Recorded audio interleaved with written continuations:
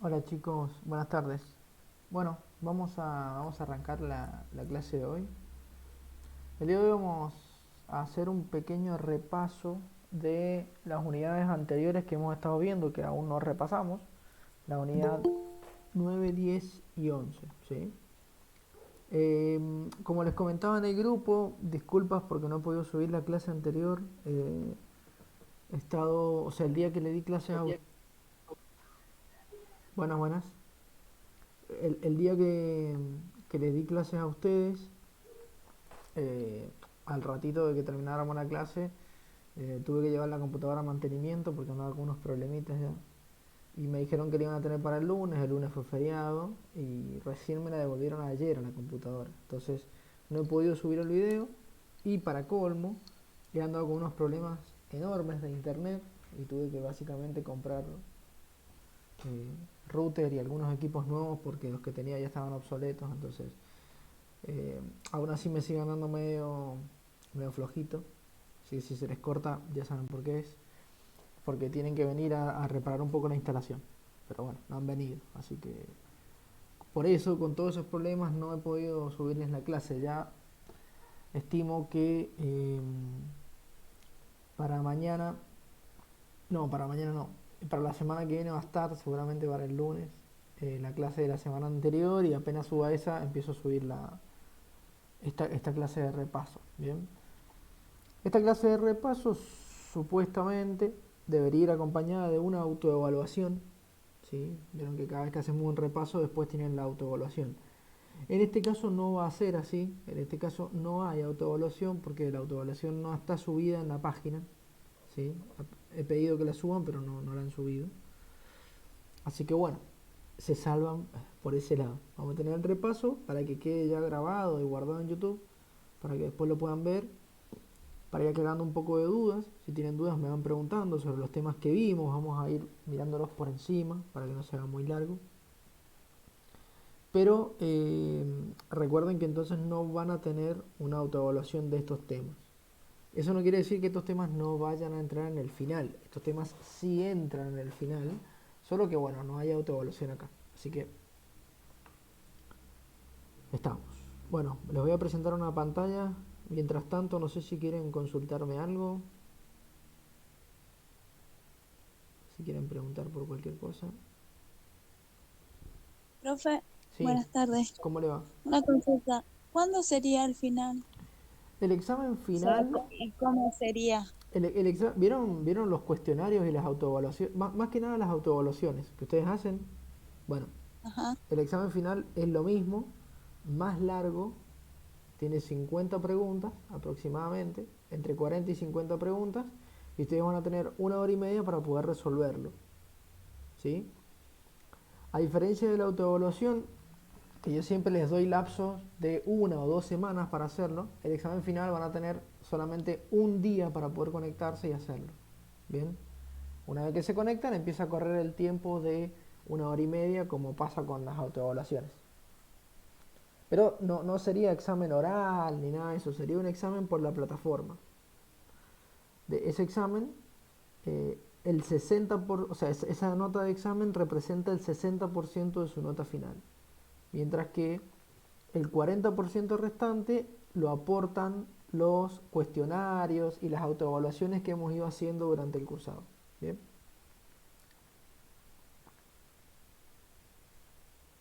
En cuanto a la fecha, ustedes terminan de cursar y por lo general se le da alrededor de 2 o 3 semanas para que estudien. ¿Sí? Y, y después de esas 2 semanas va a estar el examen final. Ustedes van a tener que inscribirse al examen final sí o sí, porque una vez que se inscriban, Administración revisa todo su historial de cuotas, ¿bien? Porque por decisiones administrativas solamente puede rendir aquellas personas que tengan las cuotas al día el examen final, ¿sí? Durante el cursado nosotros, a ver, yo les doy clase a todos, deban cuota, no deban, porque eso a mí no me interesa realmente, ¿no? Pero Administración no deja rendir a las personas que deben los exámenes finales. El resto de las cosas sí, pero el examen final no. Una vez que rinden, empiezan a tramitar su certificado final, y lo aprueban, por supuesto. Si lo desaprueban, hay recuperatorio, por lo general un mes después, ¿bien? Y así. En el caso de que ustedes, por ejemplo, deban alguna cuota y no se puedan inscribir en este examen, o se inscriben y les dice administración, mira, no puedo rendir porque es una cuota, bueno, pueden volver a presentarse en el recuperatorio, ¿sí? No sé si quedó claro. Sí, sí, profe. Bien, Gracias. no, de nada. ¿Alguna otra duda? Si no, arrancamos nomás.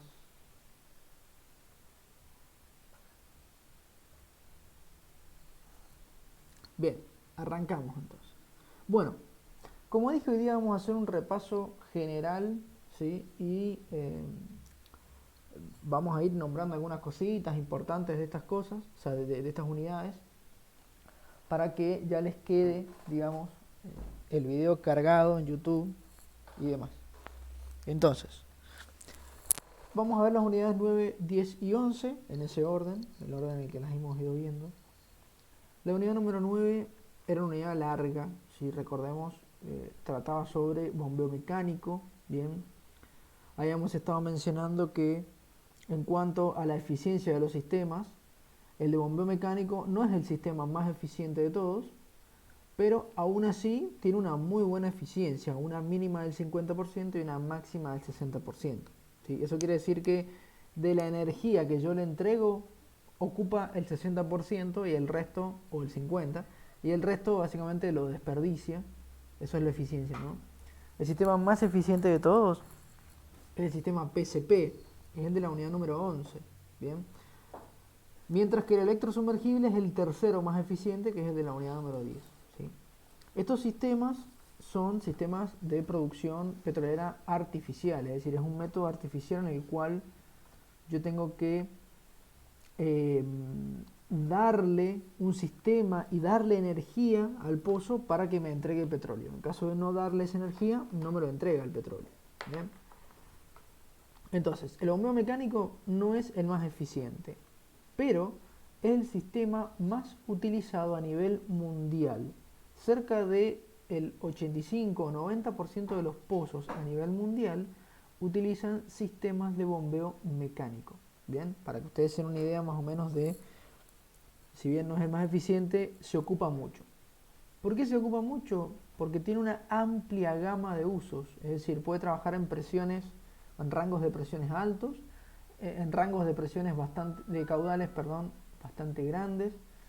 También puede trabajar en rangos de viscosidad variables. Entonces es un sistema que se adapta muy bien a prácticamente cualquier tipo de pozo, ¿sí? Como ya hemos mencionado, al igual que básicamente todos los sistemas que hemos visto, el sistema de bombeo mecánico se divide en dos partes. Una parte de superficie o sistema de superficie y un sistema de fondo o de profundidad, que básicamente es la bomba. ¿Bien? Recordemos que lo hayamos dividido en estos dos tipos de sistemas para poder estudiarlo, el de superficie y el de fondo. Y dentro del sistema de superficie teníamos básicamente dos tipos dentro de los A y B, si recuerdan esto. El A y B, o aparato individual de bombeo, es este famoso aparato que todo el mundo lo conoce como cigüeña, guanaco, balancín, tiene varios nombres, ¿sí? Es esta herramienta que sube y baja, que tiene una especie de cabeza en la punta, ¿sí? Y sube y baja justo encima del pozo. Dentro de los tipos de geometría teníamos dos tipos, el clase 1 y el clase 3. ¿Bien? El clase 1 es este que ustedes ven acá, el famoso A y B convencional, ¿sí? Aparato individual de bombeo convencional. Y después teníamos el clase 3, que ya no se llama convencional, sino que es un A y B Mark II. ¿Bien? Estas son las clase 1 y clase 3, geométricamente hablando. ¿Cuál es la diferencia? Bueno, si volvemos al dibujito, la clase 1 tiene el punto de apoyo en la parte central y la fuerza que le da el motor de un lado, mientras que la carga que produce está del otro. El clase 3 tiene el punto de apoyo, o pivote también llamado, en la parte final de la barra, de la viga. Y la fuerza que da el motor y la carga que tiene que producir el sistema están en el mismo punto, en el mismo lado, en el mismo extremo. ¿Sí? Esa era la gran diferencia. ¿Qué permite esto? Recordemos que permite que el sistema Mark II sea un sistema con mucha mayor eficiencia de producción. ¿Bien? Es decir, es un sistema que a la hora de aprovechar la energía la aprovecha mejor y permite producir en mejores condiciones que el sistema convencional o clase 1. Y esto se debe básicamente a la posición del pivote o del apoyo y a la posición de la fuerza y de la carga. Solamente eso cambia ya un poquito el funcionamiento del sistema y permite que al analizarlo físicamente el sistema clase 3 o Mark II produzca mucho mejor. ¿Bien? Perfecto. ¿Hasta acá me van siguiendo? ¿Alguna duda? ¿Algo que les haya quedado de la clase en la que vimos estos temas?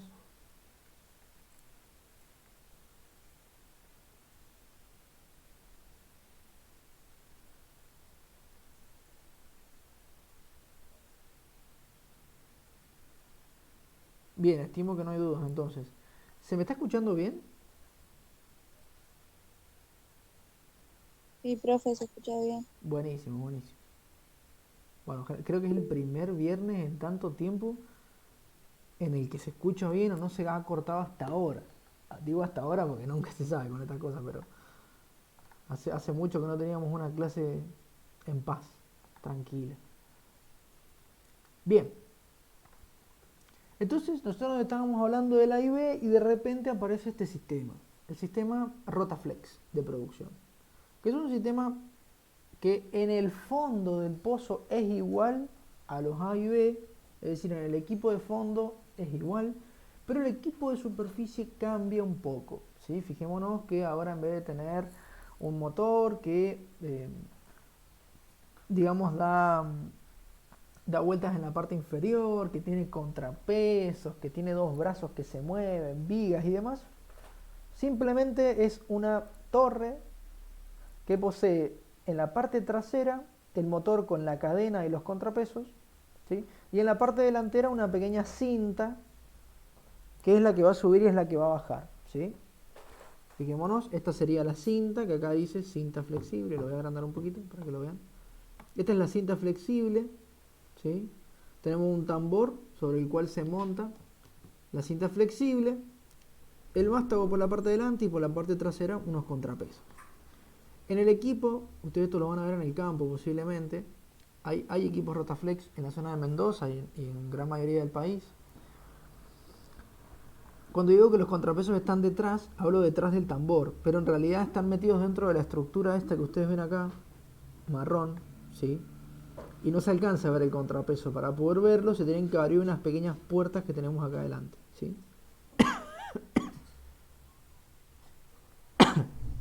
Bien.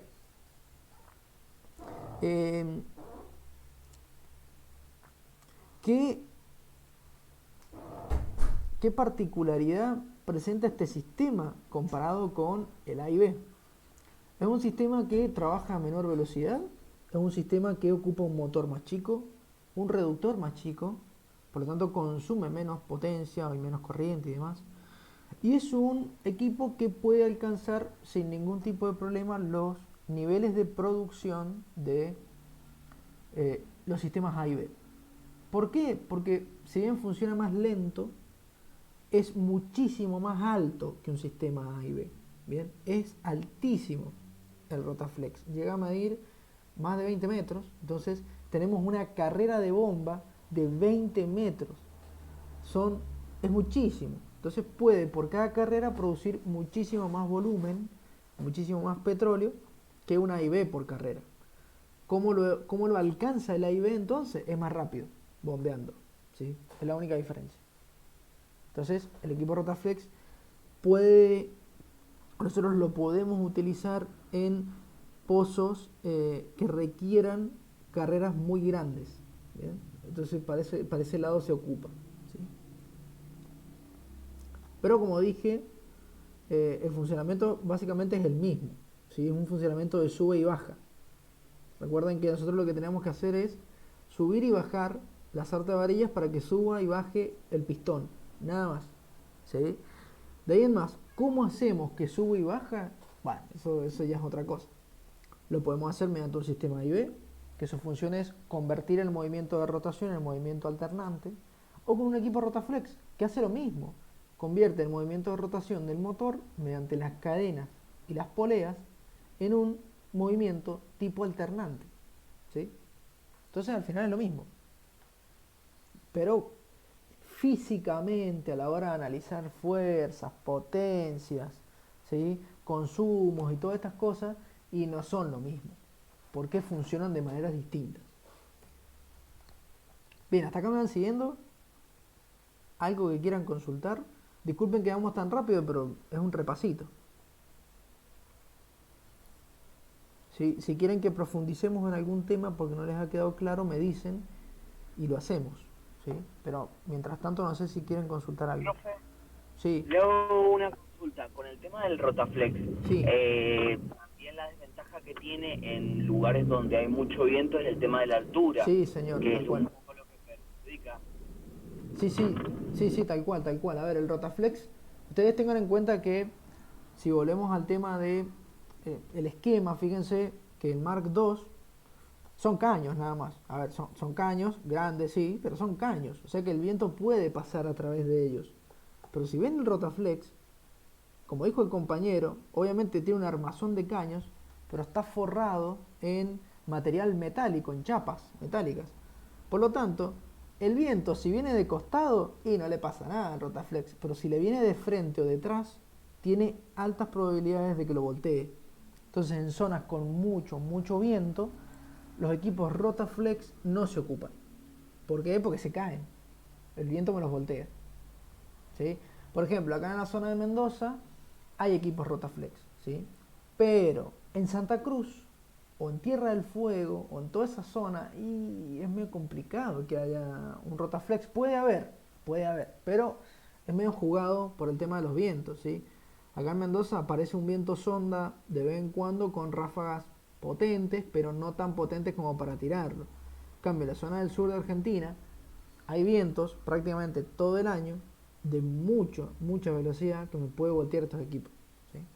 Así que sí, buen detalle lo que dijo el compañero. Recuerden que estos equipos en zonas con mucho viento no se ocupan. Directamente se ocupan los A y B. Si puede ser Mark II, mejor. Si no se tiene un Mark II, bueno, se ocupa el convencional. ¿Algo más que quisieran acotar o alguna duda?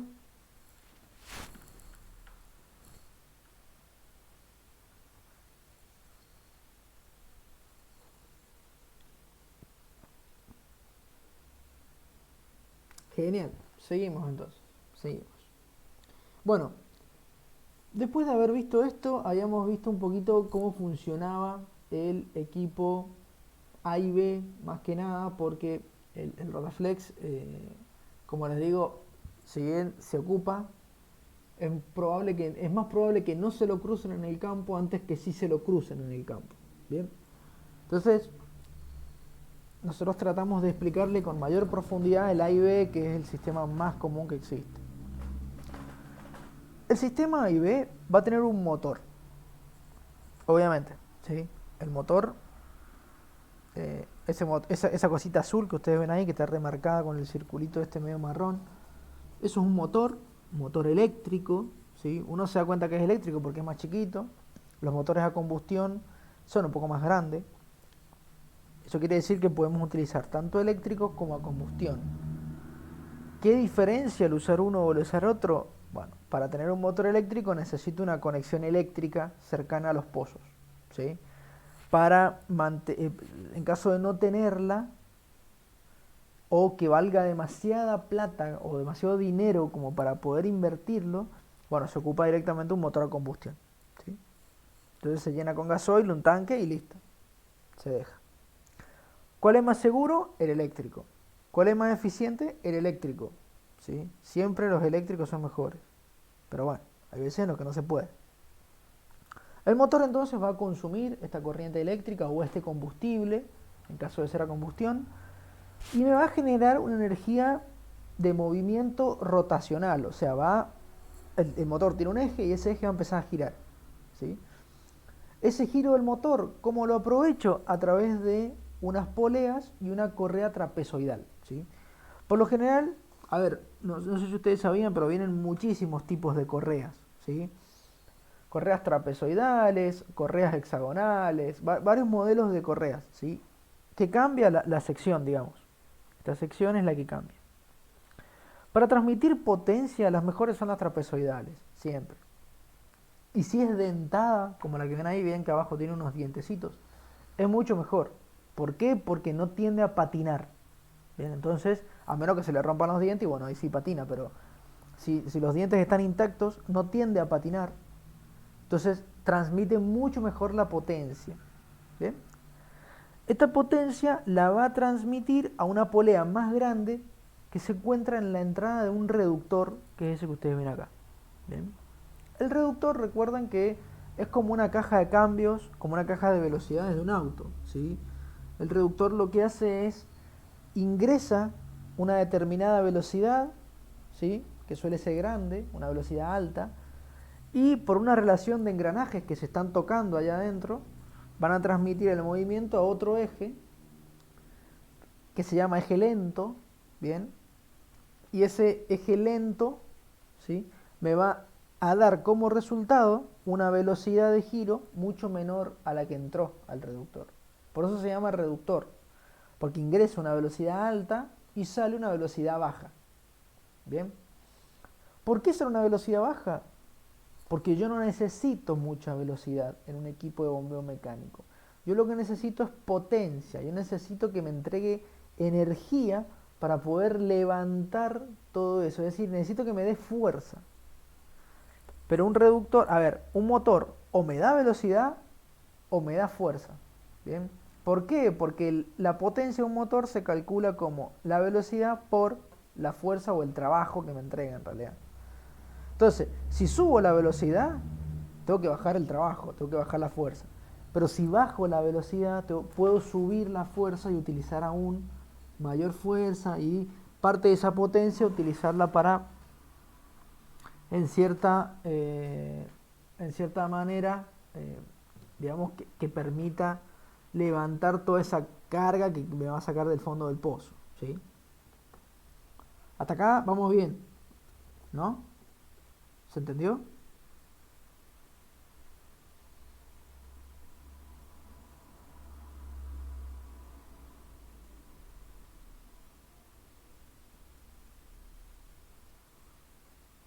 Bien. Genial, genial. Al eje lento de este reductor se conecta la manivela que ven ahí, ¿sí? Esto es la manivela. Esto que tiene, que parece un hacha grandota, un pico medio extraño. Bueno, eso es la manivela. La manivela es la que va a dar vueltas junto con los contrapesos. Los contrapesos sirven para ayudar al motor a levantar la carga del pozo. Cuando yo digo carga del pozo me refiero al petróleo que estoy sacando, ¿sí? Que va a salir por cada subida del sistema, por cada carrera ascendente, recordemos. Entonces los contrapesos van a ayudar al motor. ¿Por qué? Porque el contrapeso, o sea, si no existiese el contrapeso, el motor se tiene que encargar de sacar el petróleo. Y le cuesta bastante, tanto que se puede fundir. Entonces, para evitar eso, se utilizan los contrapesos.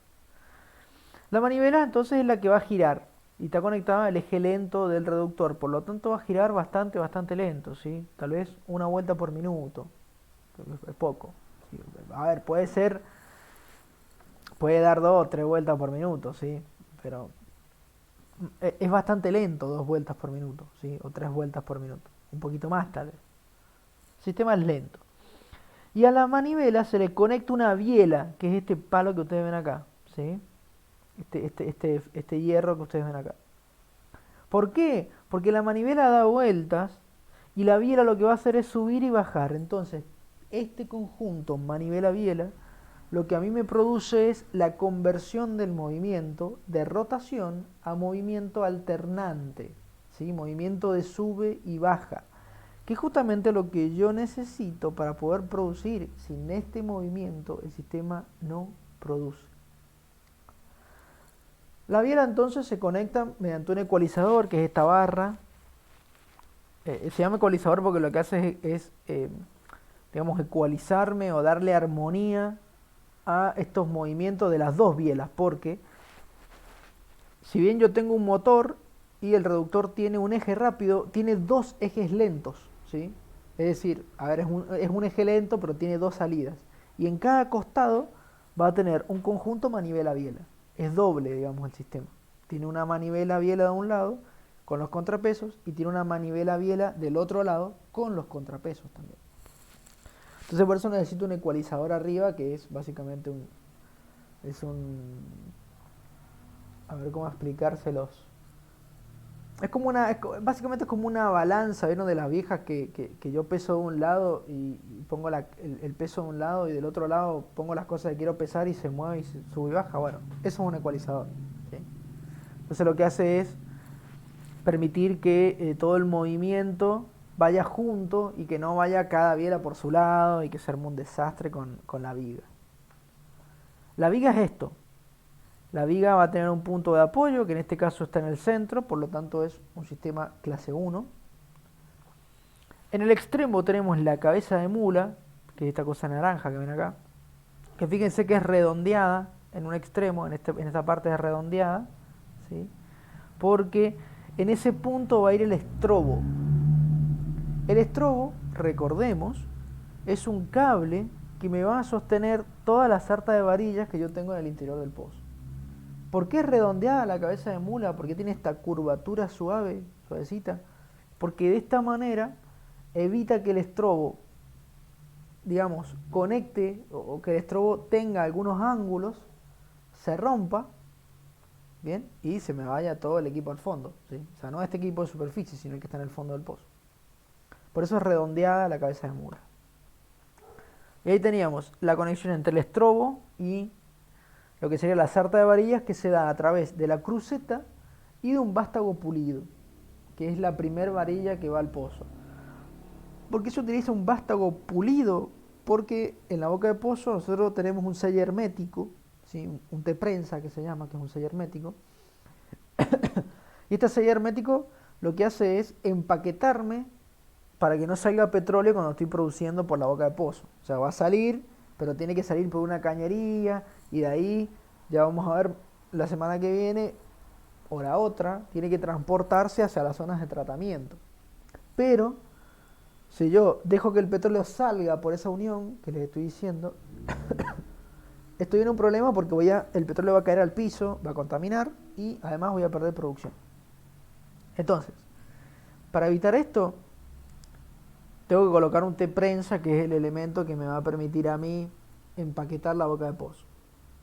¿Por qué ocupo un vástago pulido? Porque el T-prensa es de goma. Y si le coloco una varilla de acero común, que está oxidada por lo general, va a empezar a raspar la goma y al final el sello hermético desaparece, porque se rompe la goma. En cambio, un vástago pulido, al no tener superficie con mucha rugosidad, no me desgasta tan rápido la goma. La va a desgastar, seguro, pero no tan rápido. Entonces, me permite tener un mejor sello hermético, ¿sí? Bueno, y eso sería el resumen. Recuerden que yo acá me confundí. Es eje rápido del reductor y acá es eje lento del reductor, ¿sí? Recuerden esto. Y ahí sería todo el trayecto de las fuerzas hasta llegar a la sarta de varillas. Bien.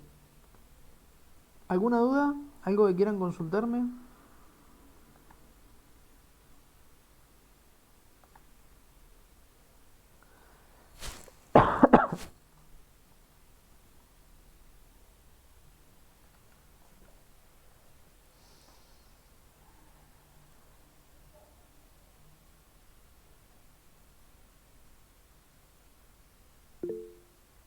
Genial, genial.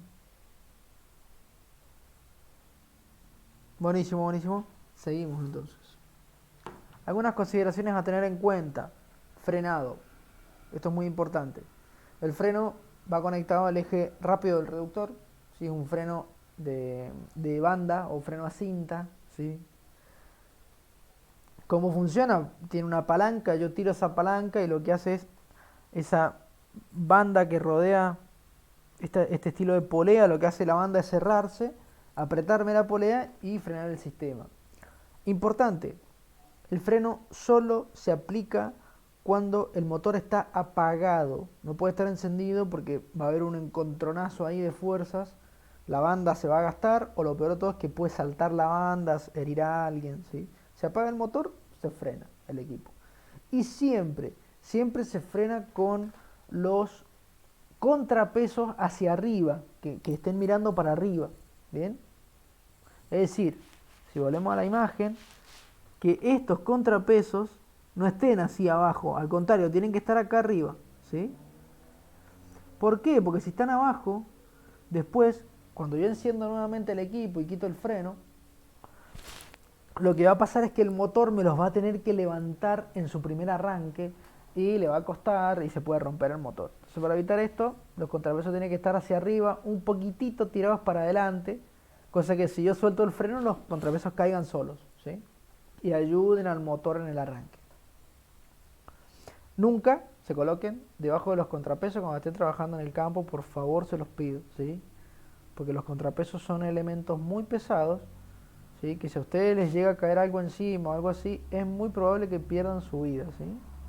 Así que por favor, esas consideraciones a tener en cuenta, son una maniobra de seguridad, no hay que ponerse debajo de los contrapesos nunca, ni pasar por al lado, ni nada, nada, lo más lejos que se pueda. Algunas consideraciones que habíamos visto, estas velocidades mucho no importan, sí es importante ver que el equipo Rotaflex funciona con una velocidad de trabajo mucho menor que el resto de los equipos, ¿bien? Y ya por último la nomenclatura, ¿sí? La primera letra me decía el tipo de equipo que yo tenía. Después, el segundo término, que son los primeros números que aparecen, me da la capacidad del reductor en miles de libras. El tercer término me va a dar la capacidad estructural del equipo de superficie, es decir, cuánto peso aguanta en libras, ¿sí? En cientos de libras. Y el último me determina la carrera máxima del equipo en pulgadas, ¿sí? 168 pulgadas.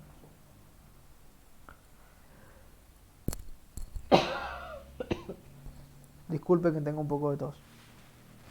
Bien. Después teníamos la bomba de profundidad. ¿Qué pasa con la bomba de profundidad? La bomba de profundidad es el equipo, es el corazón del sistema de bombeo, porque va a ser justamente el dispositivo que nos va a permitir extraer el petróleo desde el fondo hasta la superficie. Bien. La bomba de profundidad es esto que ustedes ven acá, en esta imagen, ¿sí? Ahora lo voy a agrandar, pero que básicamente podría englobarse en 4 elementos principales, ¿sí? Ya fuera de eso puede tener muchas más cosas, las válvulas, la bomba, pero estos 4 elementos son los principales que toda bomba tiene y que son primordiales para su funcionamiento. En primer lugar, va a tener un barril de la bomba. Este barril va a ser básicamente el cuerpo y me va a definir en cierta manera la carrera máxima de la bomba, este barril. Después tenemos, el barril va siempre fijo a los casing, de una u otra manera. Recordemos que podía ser bomba insertable, al tubing, perdón, dije al casing. Perdón, repito. El barril siempre va fijo a los tubings, ¿sí? Es la parte fija de la bomba, la que no se mueve. Puede ir dentro del tubing, puede comportarse como un tubing más, eso es independiente. El barril siempre va adherido al tubing, ¿sí? Después tenemos un pistón, ¿sí? Este pistón es el que se va a mover dentro del barril, hacia arriba y hacia abajo, ¿sí? El pistón está fijo siempre a la sarta de varillas, ¿bien? Sarta de varillas. Y después tenemos las válvulas, que cada uno de estos elementos que mencionamos va a tener una válvula en su parte inferior. El barril tiene la válvula de pie, mientras que el pistón tiene la válvula viajera, ¿sí? Bien. ¿Cómo funciona esta bomba? Muy simple, lo vamos a repetir ahora. En el video quedó grabado de bombeo, pero lo vamos a repetir. En la carrera ascendente, es decir, va hacia arriba el pistón, por el efecto de succión que genera en el barril, la válvula de pie se abre y permite que ingrese más petróleo al barril. Mientras que la válvula viajera se cierra porque el pistón está levantando todo el petróleo que es pesado, entonces va a cerrarme la válvula viajera. Va a llegar hasta la parte superior del barril y una vez que lo hace, ¿sí? Una vez que lo hace, va a empezar la carrera descendente, va a bajar ahora. Y va a pasar lo que ustedes ven acá abajo, ¿sí? Es decir, lo contrario. Ahora el pistón ejerce presión hacia abajo, por lo tanto la válvula de pie va a estar cerrada. Viste que la válvula viajera se va a abrir porque el petróleo que está dentro del barril va a tender a meterse al pistón. Cuando llega al fondo, comienza nuevamente su carrera ascendente. Y es así como funciona una bomba de bombeo mecánico. Es muy simple, realmente es muy simple. Es un pistón, un barril, dos válvulas y ya está. ¿Bien? El que sea simple trae aparejado que las válvulas por lo general pueden tener bastantes problemas, ¿sí? Etcétera, etcétera. Pero es un sistema simple que funciona, que anda bien, ¿eh? Que anda bien, que no tiene grandes complicaciones, excepto algunas que vamos a ver. Bien, la nomenclatura de las bombas estas ya era un poquito más compleja, ¿sí? Eran varios números, varias letras, ¿sí? Pero no hace falta que se lo sepan de memoria, ¿sí? Uno puede recurrir siempre a estos diagramitas. Recordemos que entonces en el nombre de la bomba me va a decir el tamaño de tubing, el diámetro de la bomba, el tipo de bomba, el tipo de barril, la ubicación del anclaje, el tipo del anclaje, ¿sí? Y por último, longitudes adicionales, como la longitud del barril, la longitud del pistón y la longitud de las extensiones, que son unos elementos que se le pueden agregar al barril para generar, digamos, un espacio mayor. Pero con eso, suficiente. Bien. ¿Cómo vamos hasta acá? ¿Alguna duda que les haya quedado de cuando vimos estos temas?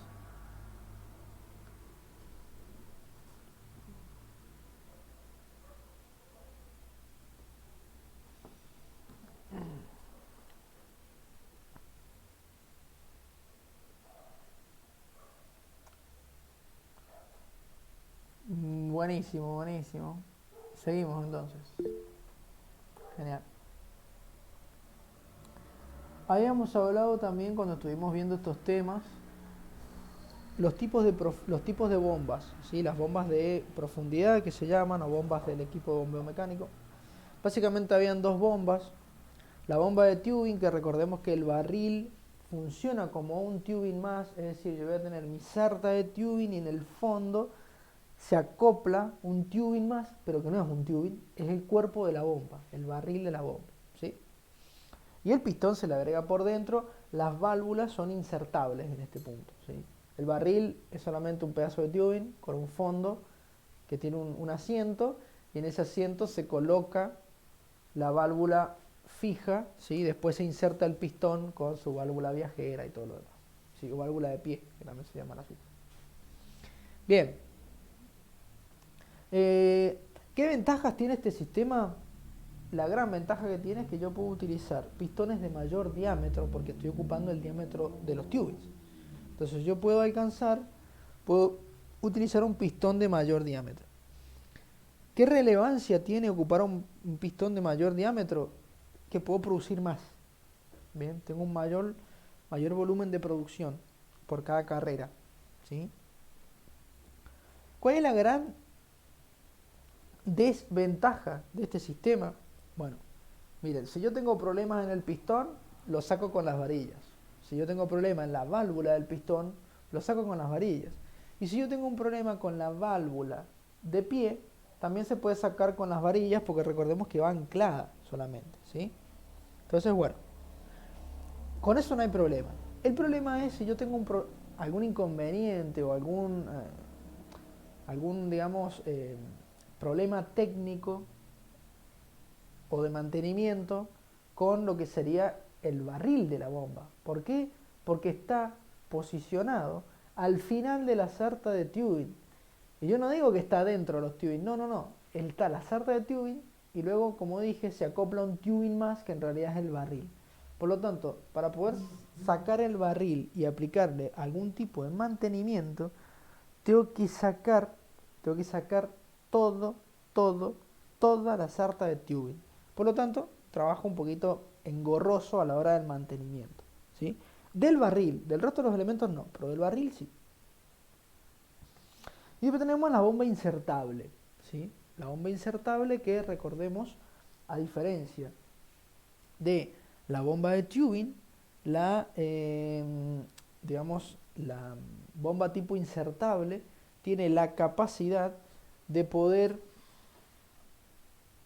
insertarse en el interior de los tubing, ¿sí? Es decir, en vez de formar parte de la sarta de tubing, va dentro de algún tubing cualquiera, ¿sí? Por lo general suelen ser los últimos, ¿sí?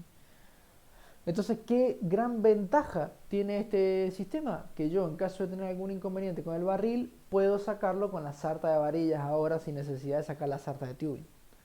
¿Cuál es la desventaja? Y la gran desventaja es que, en primer lugar, es mucho más chico, por lo tanto me permite producir volúmenes menores de petróleo. Eso, a la hora de ver la producción, tal vez en un par de días no es nada, pero cuando yo tengo un par de años de producción acumulada, y podría haber producido bastante más, ¿sí? Y otro de los grandes problemas es que, como está anclada, necesito unos dispositivos especiales dentro del tubing, que son los nipple asientos, estos que veníamos hablando, que vimos el día que vimos esta clase. Pero, ¿cuál es el gran inconveniente de los nipple asientos? Que se pueden quedar atorados por arenas o demás, ¿sí? Entonces, eso sí puede llegar a ser un gran inconveniente de este sistema, que yo digo, bueno, voy a poner insertable porque la puedo sacar más rápido para mantenimiento, y después cuando la quiero sacar está atorada porque tiene arena, ¿sí? Bueno, al final voy a tener que sacar la sarta de tubing igual, ¿sí? O ir a pescar, que es peor. Pero bueno, se ocupan las dos. En el caso de que yo necesite sí o sí un caudal muy grande, puedo ocupar la de tubing. En el caso de que el caudal no me interese mucho y prefiera más practicidad, puedo ocupar sin duda la insertable. Bien. Estos eran los nipple asientos de los que habíamos estado hablando, recordemos. El nipple asiento se divide en dos tipos. Puede ser un nipple asiento común, o también conocido como nipple asiento de copas, porque posee una serie de copas que son básicamente unos O-rings, ¿sí? Los O-rings son estos anillos de goma, ¿sí? Entonces se mete el nipple, se mete en el asiento a presión, y una vez que ingresa se deforman las gomas y se produce un sello hermético, además de que queda como encastrado, ¿sí? Bien. ¿Qué pasa con el nipple asiento tipo mecánico? Bueno, en el tipo mecánico ya no tengo sistemas de goma, sino que es todo de acero, ¿sí? Y para poder encastrar, digamos, el nipple funciona como una cuña que se deforma cuando yo, perdón, el nipple no, sí, el nipple, bien digo, la parte de arriba, se, digamos, espera un minuto, ¿quiere ingresar alguien? Ahí está. Como decía, el nipple, la parte superior, digamos, se tiende a deformar para poder ingresar al asiento, y una vez que entra totalmente al asiento, se vuelve a su forma normal, por más que sea de acero, tiene unos pequeños agujeritos que le permiten deformarse, y queda trabado el sistema. Para poder destrabar cualquier tipo de estos sistemas, solamente se tiene que tirar desde la superficie hasta que aflojen, digamos, ¿sí? La particularidad es que el nipple asiento común o a copas se puede ocupar tanto en la parte superior del barril como en la parte inferior del barril. No hay problema. Mientras que el mecánico solamente se puede utilizar como anclaje inferior. Superior no se puede ocupar. ¿Bien? Eso lo habíamos explicado bien el día que vimos la clase. Bien. ¿Hasta acá me van siguiendo? ¿Algo se va entendiendo o no, o cómo van?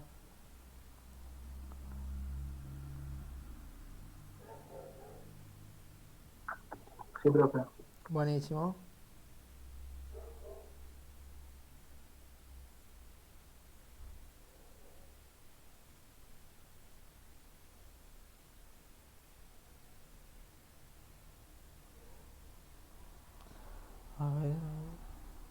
Esperen que reviso el chat. Buenísimo. Buenísimo, buenísimo. Bien. Entonces seguimos. Bueno, habíamos hablado un poquito de las consideraciones estas generales, ¿sí? Que no vamos a entrar mucho en detalle porque está escrito ahí. Y si se llega a preguntar algo después en algún examen, se pregunta lo que está escrito acá, no hay más. ¿Sí? Y después los problemas comunes. Recordemos que la arena es un elemento que desgasta mucho, que hace que se traben todos los elementos móviles que dentro de la bomba de profundidad son varios. Tenemos el pistón, tenemos las válvulas, ¿sí? Por lo tanto, para cómo son importantes, no es que sean elementos secundarios, no, son elementos que funcionan directamente en su, digamos, en su funcionamiento, lo afectan directamente, por lo tanto, la arena es un elemento bastante perjudicial para estas bombas. La solución es colocar un filtro, se llaman filtro Parisi, ¿sí?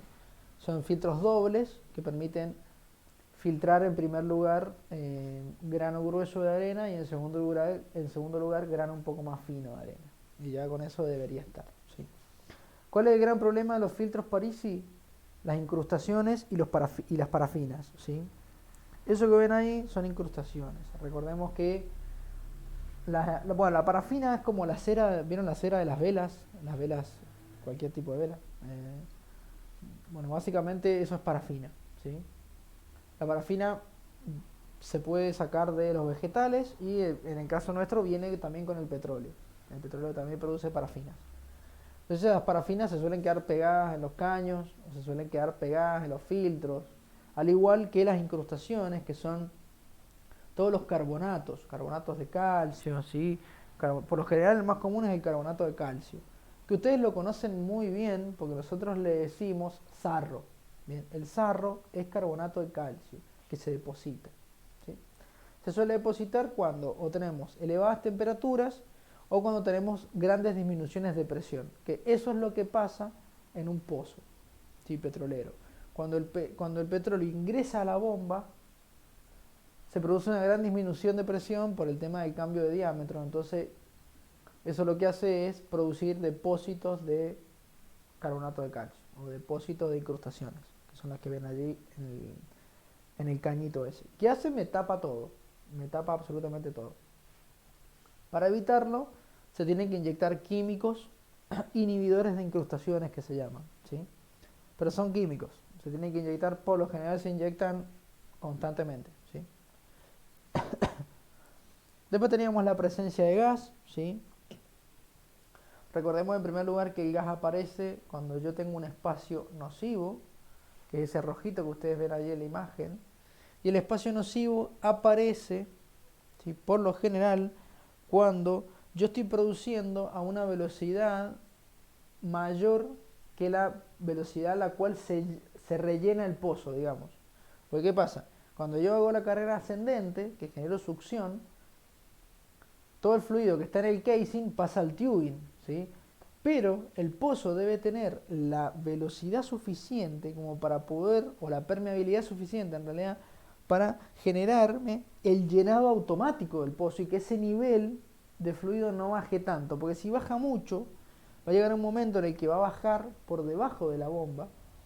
Entonces, por más que yo succione, la bomba no me va a aceptar fluido porque el nivel está por abajo, entonces no va a ingresar fluido y me va a generar ese espacio nocivo.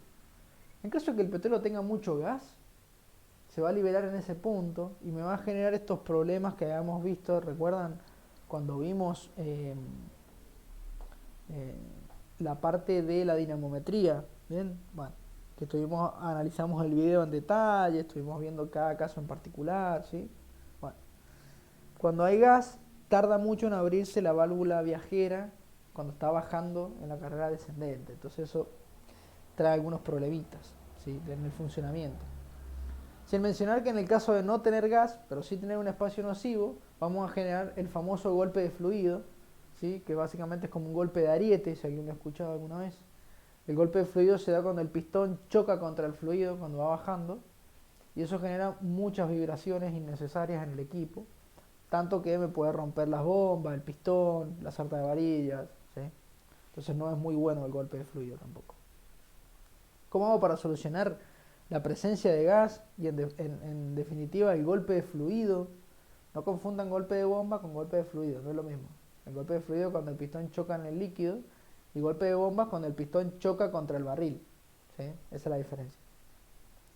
Para solucionar el golpe de fluido y la presencia de gas, es decir, para poder eliminar los espacios nocivos, yo tengo que o profundizar la bomba o tener una bomba con menor carrera, bien,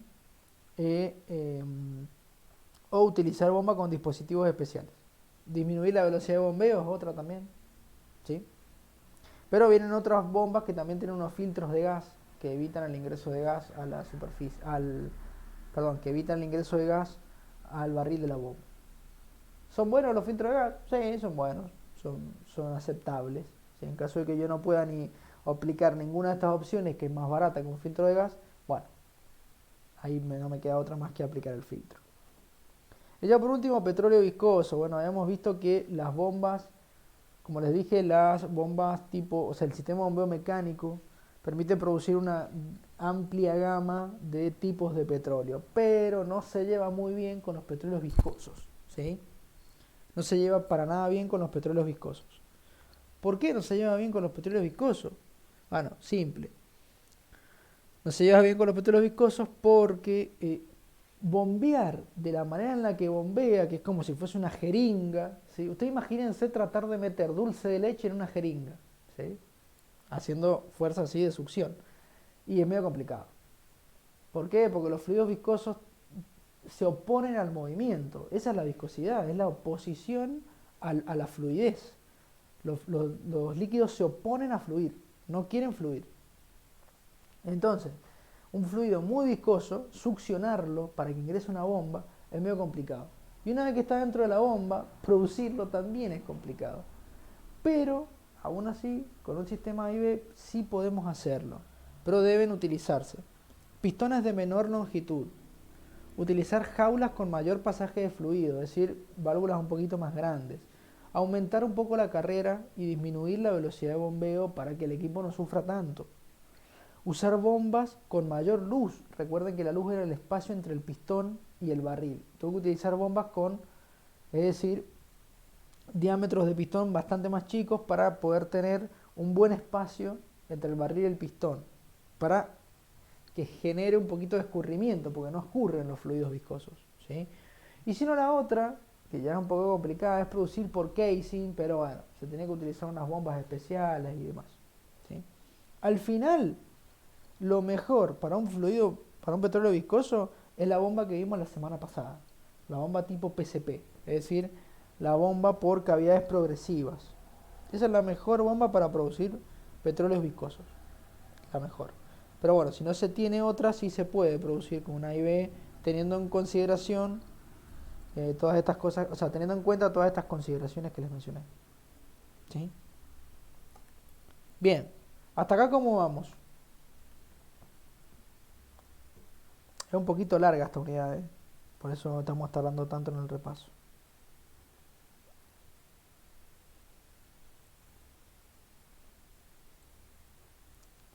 ¿Cómo venimos?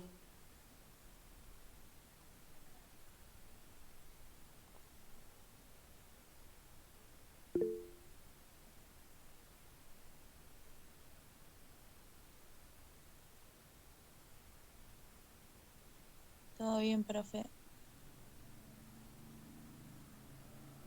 Buenísimo. Buenísimo, buenísimo. Bien, seguimos. El tema de dinamometría, la vamos a, así como a repasar un poquito qué es la dinamometría, pero no vamos a entrar en detalle nuevamente en el video. Si recuerdan que, como les dije, analizamos un videíto y todo, como eso ya está en YouTube, hacerlo de vuelta es como medio engorroso y va a ser medio innecesario porque ya está, ¿sí?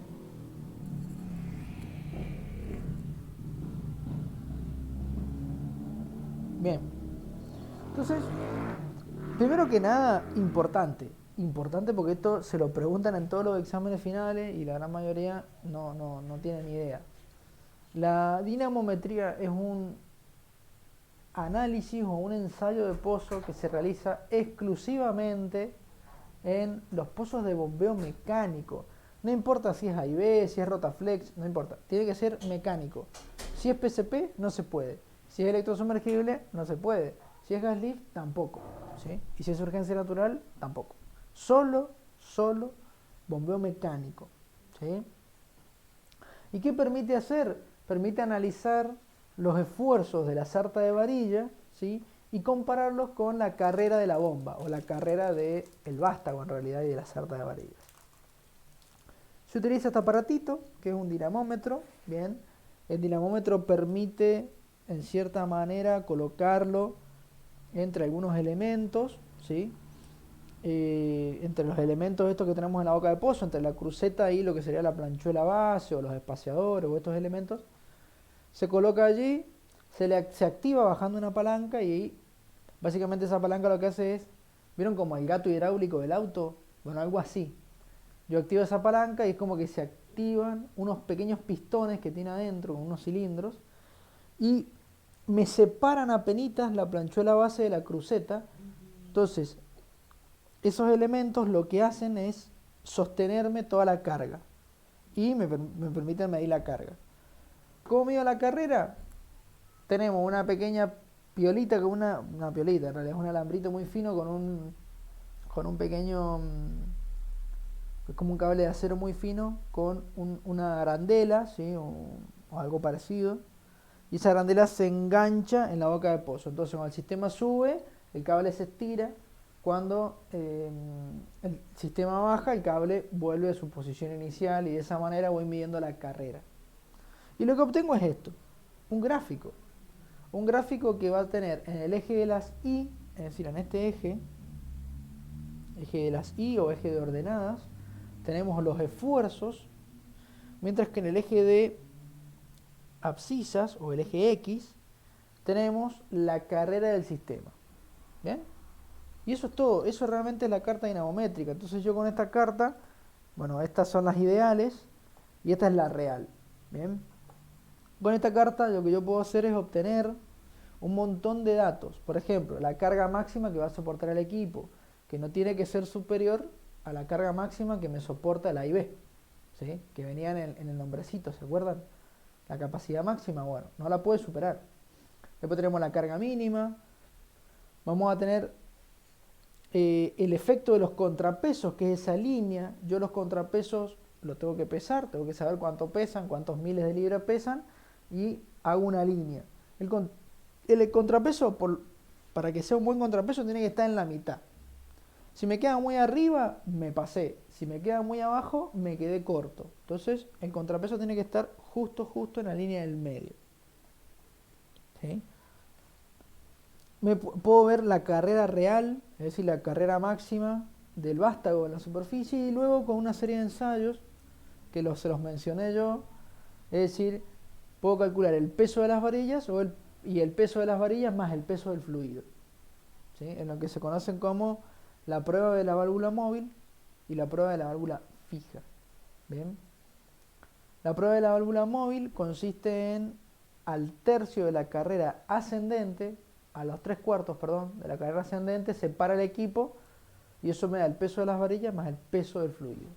Y en la carrera descendente se para al tercer cuarto también de la carrera el equipo y se mide cuánto peso está soportando, y ese peso se considera que es el peso de la sarta de varillas. ¿Sí? Básicamente, para que se den una idea. Bien, esto es lo que nosotros conocemos como la carta dinamométrica de superficie. Esto es importante. ¿Por qué? Porque existe otra carta dinamométrica que es la de fondo. En la de superficie lo que hacemos es analizar el equipo A y B, el vástago y las varillas. Pero en la de fondo lo que hacemos es analizar básicamente el comportamiento de la bomba. ¿Y cómo hacemos eso? ¿Tenemos que bajar un equipo hasta allá abajo? No.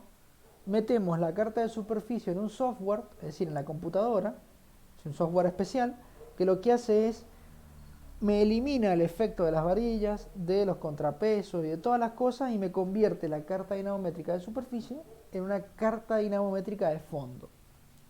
Estas cartas dinamométricas de fondo son las que nosotros habíamos analizado la semana, hace como 3 semanas ya, más o menos, que habíamos analizado con el videíto, ¿recuerdan?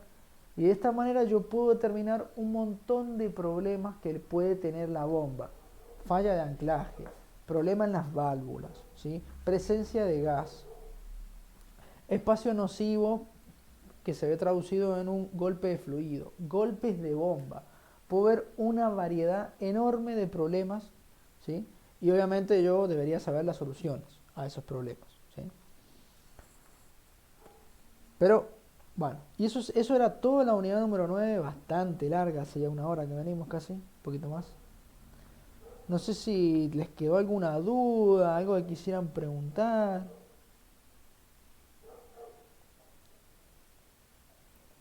Profe, con el Sí, tema del cuestionario sí, de la unidad 9, justo yo no lo pude ver porque he tenido problemas de internet. sí, Y estaba viéndolo ahora en el repaso cuando plantea el tema de los golpes de fluido, de golpes sí. de bomba, y no me quedaba muy en claro el tema de los gráficos. Bien, Hoy lo mismo. bien. De los gráficos que vimos en el videíto sería. De las cartas, puede ser. Claro, sí, las cartas, No, sí, no, sí. de los gráficos que, sí, exactamente, de las cartas, pero en los gráficos que plantea el cuestionario. A ver, ahora se lo pongo y lo miramos, no hay problema. Así les comento un poquito. A ver.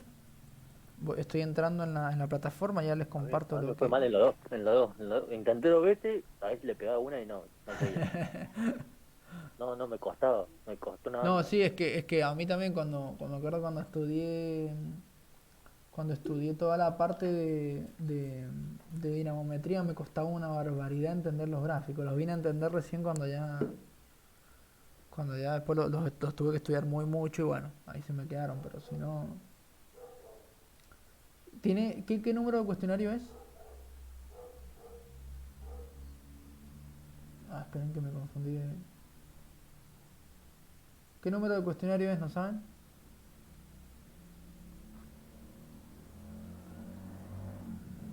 El 9, profe. Ahí te entran a ver, verá.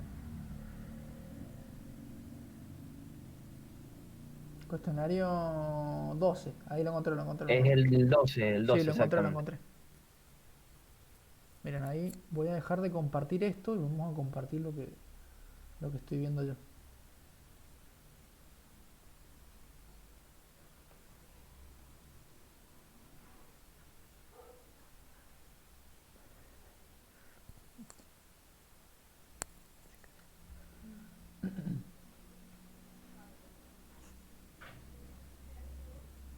Eh, a ver, le vamos a poner intente. Están viendo lo que estoy viendo, ¿verdad? O sea, están viendo el cuestionario. Sí, sí, Bien. ¿Qué, Sí, ejer- sí. qué ejercicio era, no saben? Este. ese. Bien, bien, bien. Miren, este gráfico, a ver, fíjense que ustedes acá en el gráfico no se alcanza a ver muy bien esta imagen, no sé quién ha puesto porque es bastante fea, pero fíjense que acá realmente lo que tenemos este es el gráfico de superficie, ¿sí? Si no me equivoco. ¿Ese sería buen funcionamiento o no? Esto es un buen funcionamiento para mí, sí, tal cual. Sí. Esto, fíjense, yo estimo que es el gráfico azul es el de superficie y el rojo es el de fondo, ¿sí? Eso es lo que me imagino. Esto es un bloqueo por gas, para mí, ¿sí? Lo otro que se me puede llegar a ocurrir es un ancla libre, porque recuerden que el ancla libre presentaba esa forma media cruzada, pero ¿por qué digo que me parece un bloqueo por gas? Por cómo tiene esta curvatura, ¿sí? Pero es más, miren, vamos a ver qué respuestas son las correctas, ya que está. Ah, a ver, es ancla libre, sí, sí. Este es buen funcionamiento. El que dijo buen funcionamiento, bien. Pero esta es ancla libre. Es lo que yo les dije. Podía ser o una o la otra. Lo han puesto como ancla libre. Es el de buen funcionamiento, siempre le pegaba, el otro no. Sí, bueno, el otro es un ancla libre. Miren, ¿por qué? Claro. Porque el gráfico ancla libre presenta esta forma que... A ver si puedo dibujar acá. A ver si me deja presentarles una pizarra.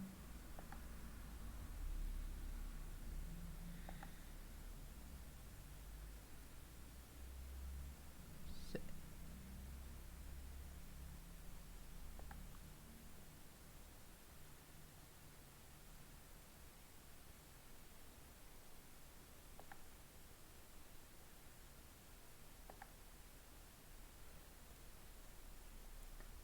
¿Están viendo la pizarra en blanco que yo estoy viendo? No, ¿ah? No. Bien, bien. Ahora, esperen, lo voy a dejar de presentar. Y más o menos les voy a comentar por qué es el error, que yo también me confundí, imagínense.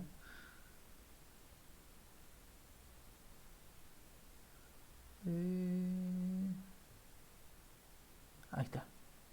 Ahí está. Van a ver una pizarra en blanco, ¿sí?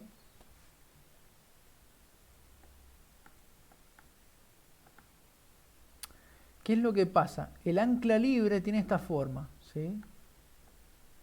Que yo les estoy dibujando por acá, ¿sí? Pero se supone que en teoría debería ser lo más recta que se pueda, ¿bien? Que no presente muchas curvas. Eso es un ancla libre.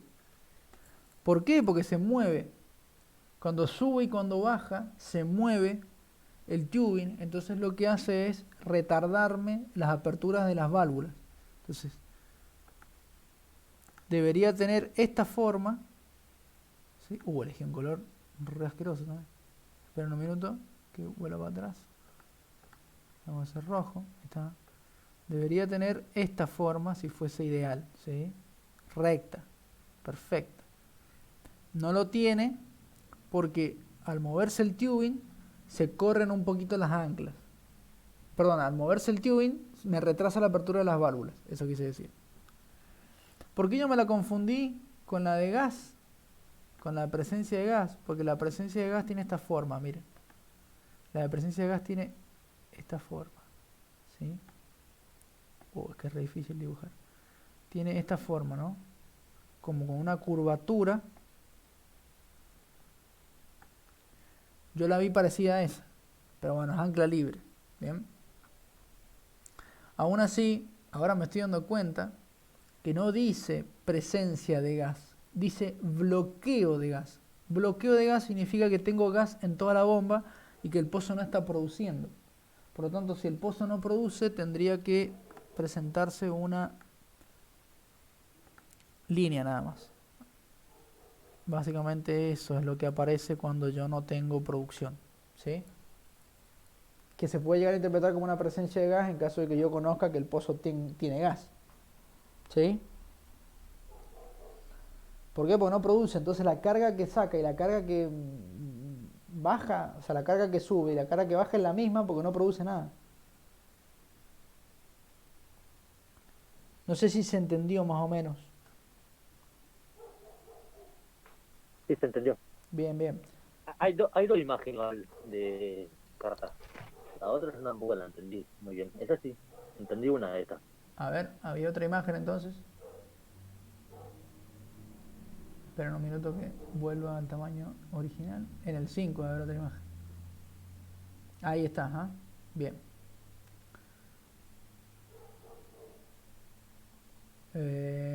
Yo pondría... son re difíciles también. Me suena A que mí la... después la veo incorrecta. Yo puse buen funcionamiento y golpe de fluido, pero no son ni No, una buen de dos. funcionamiento no, porque miren, esta... si acá les da la forma, claro. Fíjense, realmente no hace falta fijarse en el diagrama azul y rojo, con que miren el rojito es suficiente, ¿sí? El rojito este es buen funcionamiento, seguro, segurísimo. Y Profe, este... a mí no me aparece la pantalla lo que está diciendo. Sí, porque no se los estoy compartiendo. Ah, Sí, sí, ahí se los comparto, perdón. Sí, no, no se los estaba compartiendo. Error mío, error mío. Bien, ahora sí les va a aparecer. Sería así, ¿ven? Está buen funcionamiento.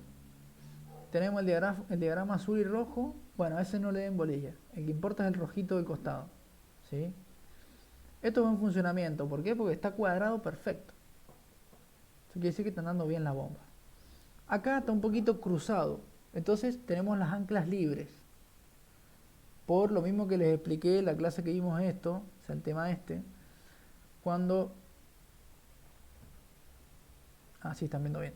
Cuando el ancla está libre, el tubing sube y baja, y al subir el tubing y bajar, me retrasa un poco las aperturas de las válvulas, y es por eso que tardan en abrirse, ¿sí? Y se ve como se ve acá. ¿Sí? O sea, yo no tengo ancla. No es lo mismo falla de anclaje que ancla libre. La falla de anclaje es una mezcla entre el buen funcionamiento y el ancla libre. ¿Bien? Se comporta derecho en un punto y después se cruza en el otro. Pero acá tengo ancla libre, es decir, no tengo ancla. Y en la siguiente página, este para mí es bloqueo, no, bloqueo de gas no, perdón. Este primero me suena a que es golpe de fluido, ¿sí?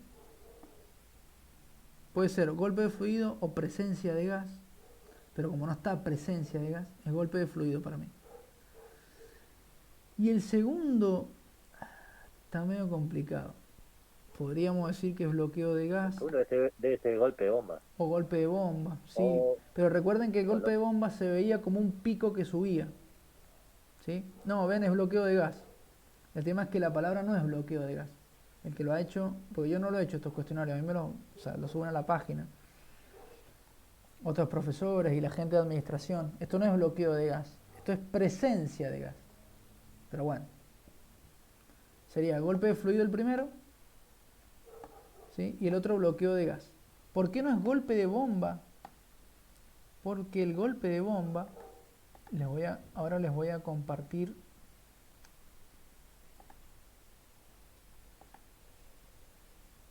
Les voy a compartir de vuelta la pizarra, ¿sí?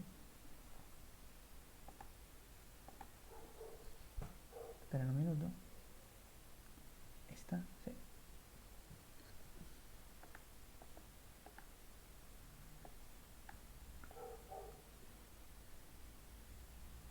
Lo están viendo, ¿verdad? sí. Sí, buenísimo. Bueno, no lo voy a borrar directamente, voy a escribir acá. El golpe de bomba, si nosotros tenemos el gráfico perfecto, así, cuadradito, bien.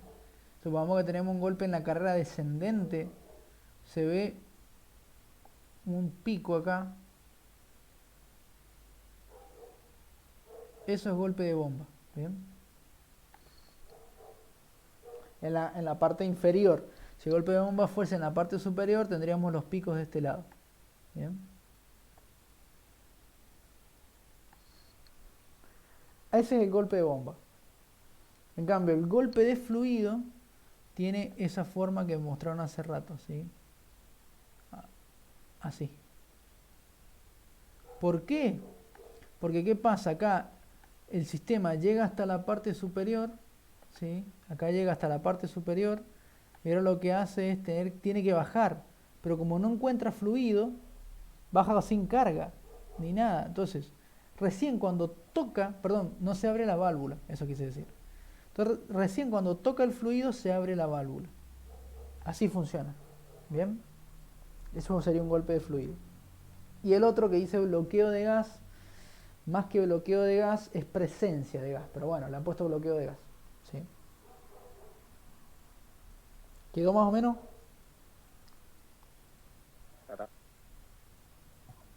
Sí, sí, de 10. Buenísimo, buenísimo. Si llegan a tener alguna duda después, cuando estén estudiando o algo así, supongamos, a ver, no tienen que estudiar nada ahora porque la autoevaluación no va a estar. Pero el día que tengan que rendir el examen final, si ustedes quieren preguntarme algo o algo así, no tengan problema, me pueden preguntar en cualquier momento. Y yo se los explico. Lo mejor que pueda, pero se los explico. Bien. ¿Alguna otra duda?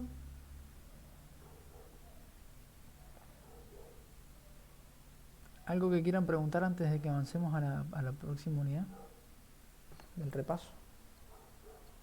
No, nada, por ahora. Buenísimo, buenísimo. Bien. Bien, en la unidad número 10, entonces, nosotros vimos un poco de lo que era la bomba electrosumergible. Sí, es una unidad también un poco larga, ¿no? Pero vamos a ir hablando de manera muy rápida y concisa respecto de los temas. Primero que nada, una bomba electrosumergible es una bomba que se caracteriza por tener el motor en el interior del pozo, si recordemos, por eso se llama electrosumergible. Es la única que en el sistema de superficie no tiene el motor. Esta bomba se utiliza mucho para pozos que poseen altos caudales de producción, es decir, caudales muy grandes de producción y un gran contenido de agua, ¿sí?, dentro de lo que sería el fluido a producir. ¿Por qué? Porque produce fluidos de baja viscosidad. Si el fluido tiene alta viscosidad, el sistema no produce, ¿sí? El sistema entonces lo habíamos dividido en dos partes, una instalación de superficie, ¿sí?, y una instalación de fondo. La instalación de superficie está compuesta en primer lugar por un transformador, que es el que ven a la derecha de la imagen. El transformador es un conjunto de bobinas, recordemos, de cobre, que permiten, en este caso, disminuir la tensión y aumentar un poco la corriente para poder brindársela al sistema a lo que sería el motor. Por lo general las líneas en el campo tienen alta tensión, es decir, líneas de 13.000 volts, 22.000 volts, ¿sí? Son líneas con 200.000 volts, son líneas con mucho voltaje pero baja corriente. Eso evita que nosotros perdamos energía. ¿Por qué? Porque la corriente es la que hace calentar a los conductores. Mientras más corriente tengan, ¿bien?, más se calientan los conductores y más pierdo energía mediante el calor. En cambio, si tengo alta tensión, las corrientes son bajas y de esa manera evito perder energía por calor. ¿Sí? Esto es dato de color, ¿sí? Dato curioso, se lo estoy comentando nomás. El transformador entonces me convierte toda esta tensión en 380 volts y corrientes bastante altas, ¿sí? Pueden alcanzar posiblemente los 20, 30 amperes, ¿sí? Pero la bomba no consume tal vez tanto amperaje, pero está ahí a disposición por las dudas. Después se pasa a un tablero de control. En el tablero de control nosotros tenemos el sistema de protección, ¿sí? Todo lo que sería la parte de la térmica, toda la parte de los disyuntores, ¿sí? Toda la parte también del... no me sale la palabra ahora, pero del fusible, ahí está, toda la parte de fusibles y demás, para evitar que se quemen los sistemas. Y además de el tablero de control, además digamos, de toda la parte de protección y demás, tenemos la zona de control, ¿sí? Con la pantalla y toda, digamos, esa parte que permite controlar el sistema en cierta manera. Después teníamos la caja de venteo. Esta caja de venteo permite ventear cualquier tipo de gas que pueda venir en el interior del cable, recordemos, para evitar un poco que estos gases explosivos lleguen hacia la zona del tablero. Y ya por último la entrada a la boca de pozo, ¿sí? Como tal, que es una boca de pozo tradicional con la particularidad que tiene una pequeña apertura para que ingrese el cable al interior. ¿Bien? Bien. Y después habíamos estado hablando un poquito de la instalación de fondo, ¿sí? Primero que nada habíamos hablado un poquito del cabezal de descarga, que es la parte por la cual se produce, ¿bien? O sea, la salida de la bomba, podríamos decirle. Recordemos que esta bomba está acoplada al último tubing. Nosotros tenemos una sarta de tubing, debajo de la sarta de tubing tenemos todas las etapas de la bomba y debajo de eso el motor, ¿sí? Bueno, hay un par de más de elementos, la succión, la protección y el motor. ¿Ven? Toda la parte de la bomba centrífuga como tal está compuesta por etapas. Estas etapas eran un impulsor que va conectado al eje y un difusor que va conectado al cuerpo de la bomba. Es decir, el difusor no se mueve y el impulsor sí se mueve, da vueltas, rota, como una bomba centrífuga.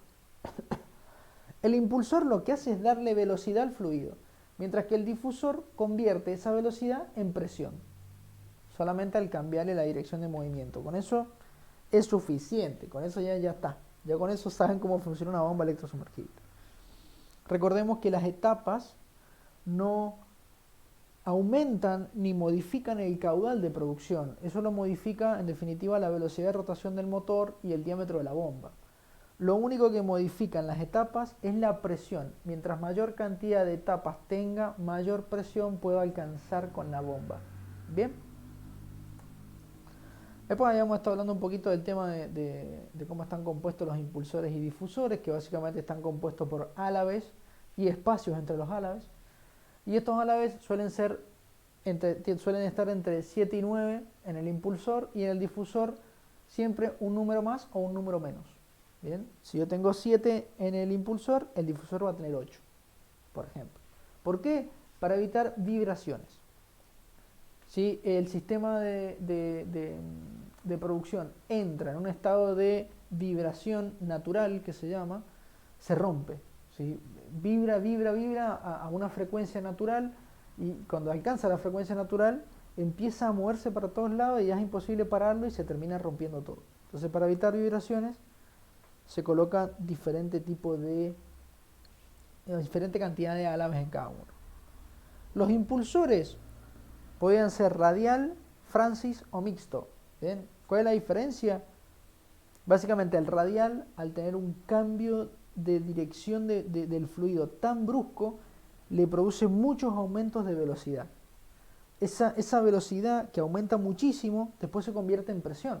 Por lo tanto, los radiales generan mayores aumentos de presión por etapa. ¿Cuál es la desventaja? Que me producen muchos esfuerzos de empuje en lo que sería la zona de los impulsores, y eso no está bueno porque la bomba se vuelve loca, ¿sí? Pero bueno, ¿cuál es la diferencia del mixto? No produce tantos empujes, pero tampoco produce tanta diferencia de presión en cada etapa. Entonces, hay que ver cuál conviene más. El Francis es como el intermedio, ¿bien? Pero se comporta bastante parecido al radial, ¿bien? Para que tengan una idea. Hasta acá estoy yendo un poco rápido, pero ¿se está entendiendo?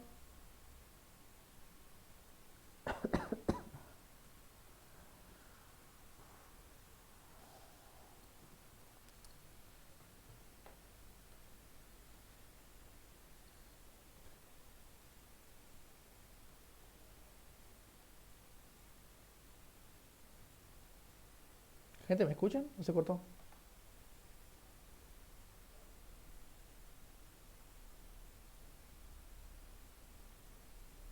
Ah, bien, me estaban escribiendo en el chat, no me apareció. Genial.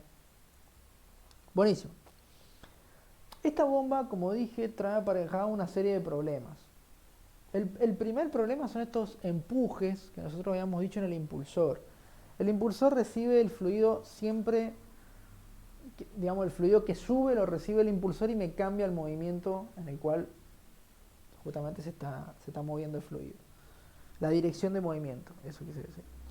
Eso genera que el impulsor tienda a ir hacia arriba. A su vez, la presión, que es más fuerte arriba que abajo, hace que el impulsor vaya hacia abajo.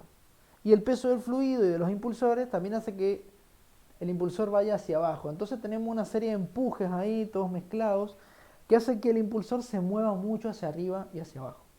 Cosa que no es lo mejor, ¿sí? En las bombas. En algunas bombas sí es preferible que haya impulso, en otras no tanto. El tema es que a veces el impulso no, el empuje, eso quise decir, a veces el empuje es tan violento que puede ocasionar muchos problemas en la bomba. Entonces, para evitar eso, al impulsor se le hacen unos pequeños orificios y unos pequeños espacios especiales para que ese empuje se vea reducido, que es lo que nosotros conocemos como el hueco y el anillo de balance, ¿sí? Otro gran problema que pueden tener estas bombas son los fluidos abrasivos. La bomba electrosumergible funciona a una velocidad impresionante de rotación, ¿sí? Alcanza revoluciones por minuto que están por encima de las 200, 300 revoluciones por minuto. Es bastante, ¿sí? Son bombas muy veloces. ¿Y esto qué produce? Que cuando se mete un fluido abrasivo, como puede ser la arena, la arcilla, etcétera, etcétera, se desgasta, ¿sí? Todos los elementos, todos los impulsores, los difusores, los ejes y demás, se termina destruyendo. ¿Por qué? Porque golpea a una altísima velocidad pequeños granos de arena que terminan ahuecando, terminan haciéndole pequeños orificios a los impulsores. Eso está mal, muy mal. Se me termina destruyendo la bomba. Entonces, para evitar los fluidos abrasivos, se le colocan filtros a la parte de la succión. Y otro gran problema es la presencia de gas. Recordemos que habíamos mencionado que el gas, ¿sí?, en caso de que se presente una baja presión en los impulsores, automáticamente se genera una burbuja de gas. Y eso genera cada vez presiones más bajas y hace que el gas se empiece a liberar y me tapa los álabes, o sea, los espacios entre los álabes del impulsor, y también me puede tapar totalmente una etapa, y si me tapa una etapa de la bomba no produce, y recordemos que si no produce, el motor no se refrigera, y por lo tanto si el motor no se refrigera, se termina quemando a la bomba. ¿Bien? O sea, la presencia de gas también es malísima. ¿Qué hacemos? En la zona del filtro de los sólidos se coloca un separador de gas que se llama, ¿sí? Es el famoso intake, ¿sí? Bueno, después vamos a hablar un poquito del nombre, el tema de si la bomba es flotante o no, o de compresión. Recordemos que la de flotante es una bomba que los impulsores están fijos al anillo, pero no están fijos del todo al anillo, perdón. Los impulsores están fijos al eje, pero no están tan fijos, entonces se pueden mover, pueden absorber pequeños empujes, pero ya cuando los empujes son muy violentos, conviene, sin duda alguna, soldar, básicamente van soldados los impulsores al eje, ¿sí? Y este eje tiene un cojinete que protege al motor de estas subidas y bajadas que presenta todo el sistema. ¿Bien? Después teníamos el standard intake, que como yo les había mencionado, es la succión de líquido. Tiene un pequeño eje que me sirve de acople entre el protector del motor y el eje de la bomba, ¿sí? Y además tiene el separador de gas y el filtro de sólidos. O sea, sirve de todo. La succión, filtro, separador de gas, y tiene un pequeño eje en la parte interna. ¿Bien? Se ve, por fuera se ve de esta manera, como lo que ven acá, ¿sí? Está todo metido allá adentro. El separador de gas evita que se pase esto que les mencioné hace ratito. Bien. ¿Hasta acá me van siguiendo? ¿Alguna duda?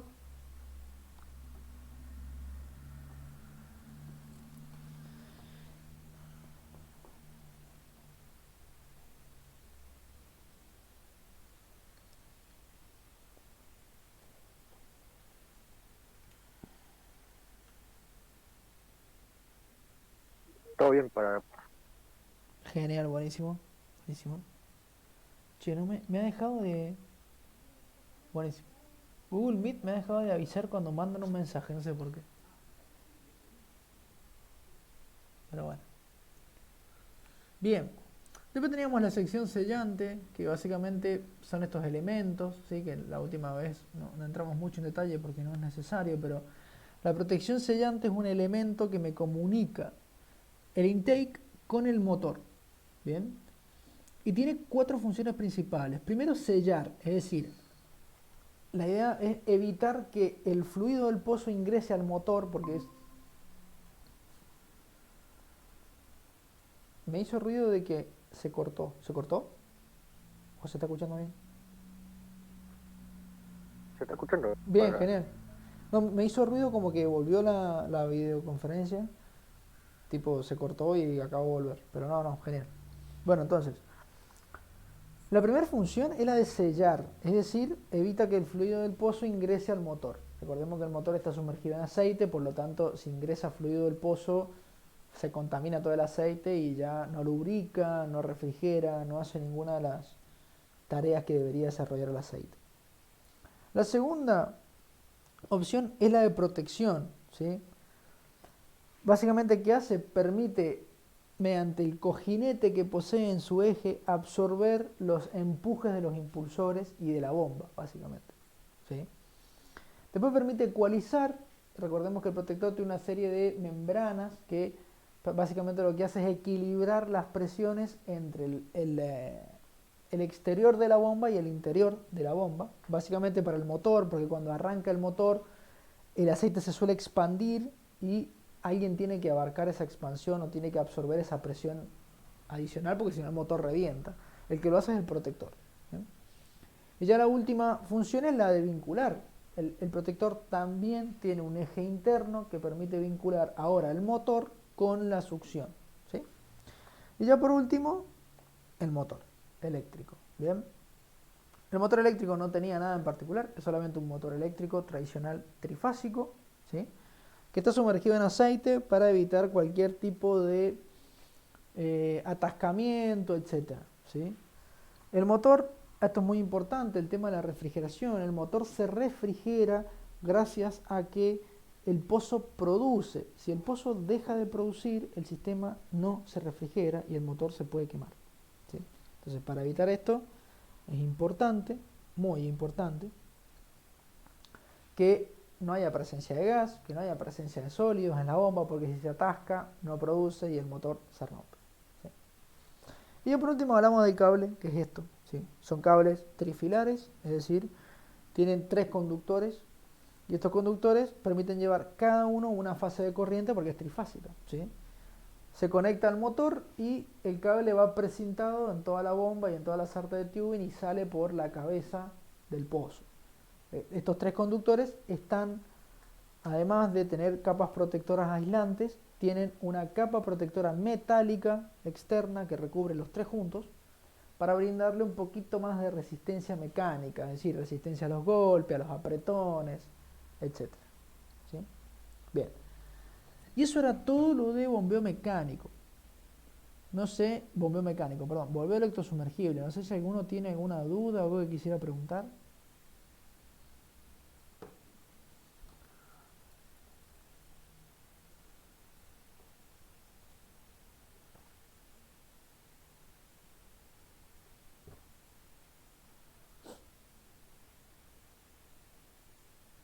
Buenísimo, seguimos entonces.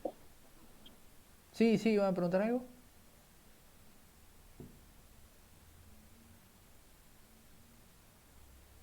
Bueno, sentí que se activó un micrófono, pero... Bueno, y esta es la unidad número 11, ¿sí? Es una unidad la que vimos la semana anterior, ¿sí? Por lo tanto, vamos a repasarla, sí, la vamos a repasar, pero de una manera relativamente corta, ¿sí? Esto es lo último que vimos, así que si tienen dudas, ¿sí? Porque a veces suele ser un tema un poquito complicado de entender, si tienen dudas, por favor, pregúntenme, ¿bien? La bomba PCP es un sistema de bombeo, a ver, PCP significa bombeo por cavidades progresivas en español, digamos. En inglés creo que era Progressivity Cavity Pumping, o algo así, si no me equivoco. Este sistema de bombeo funciona básicamente como un sinfín, ¿sí? Un sinfín tipo sinfín de molienda, parecido a un sacacorchos, no sé, cualquier sinfín que a ustedes se les ocurra, ¿sí? Bien. ¿Qué particularidad tiene? Está diseñada específicamente para producir petróleos viscosos, ¿sí? En realidad tiene un montón de ventajas, puede producir prácticamente lo que sea, ¿sí? Pero se utiliza mucho para petróleos viscosos. Está compuesta por un rotor y un estator, ¿sí? El rotor es el elemento que va a girar, ¿sí? Es este elemento de acero pulido o bien de acero galvanizado. La cosa que tiene es un acero liso que está en la parte interna de la bomba y que tiene forma de espiral, como si fuese el sacacorchos, ¿sí? Y además de esto, tenemos un estator que está compuesto por una camisa metálica, que es la que va fija al tubing, ¿sí? Y una parte interna que es el famoso elastómero que yo les había mencionado en la clase anterior, ¿sí? El elastómero es un elemento de goma, para que ustedes se den una idea, parece caucho a la hora de verlo, y es un elemento que, por sus condiciones, o sea, un elastómero es cualquier elemento que puede estirarse 2 veces su tamaño y volver tranquilamente a su forma inicial, ¿sí? Hay algunos que vuelven más rápido y otros que vuelven más lento, eso depende de las características del elastómero, pero la idea es que tiene que volver a su forma original, ¿sí? Bien. Al igual que la mayoría de las instalaciones que hemos estado viendo, se dividen en dos partes. La parte de superficie, que está compuesta por el motor, el reductor y el vástago pulido, muy parecido a bombeo mecánico, y la parte interna o la parte de fondo, que está compuesta por la sarta de varillas, la sarta de tubing y en el fondo de la sarta de tubing la bomba, ¿sí? Fíjense que la bomba va fija al fondo de la sarta de tubing. ¿Bien?